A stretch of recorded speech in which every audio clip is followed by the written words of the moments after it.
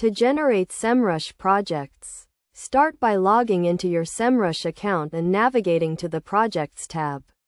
Click on the Create New Project button and enter your project name and target website.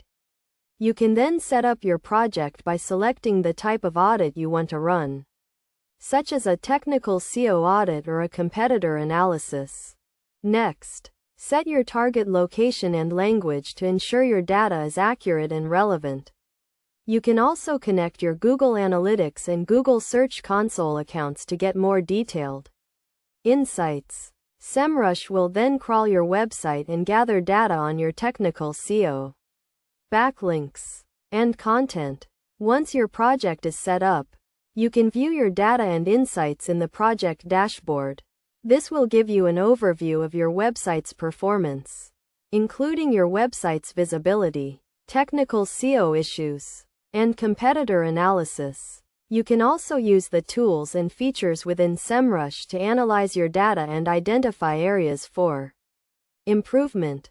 Some best practices to keep in mind when generating Semrush projects include regularly monitoring your project data to track changes and improvements, using the competitor analysis tool to stay ahead of your competition, and addressing technical SEO issues to improve your website's visibility. By following these steps and best practices, you can generate Semrush projects that provide valuable insights and help you improve your website's performance and online visibility. It is also important to note that Semrush projects can be customized to fit your specific needs and goals. You can set up multiple projects for different websites or domains.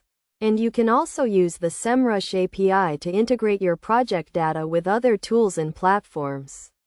By taking the time to set up and customize your Semrush projects, you can get the most out of the platform and achieve your digital marketing goals.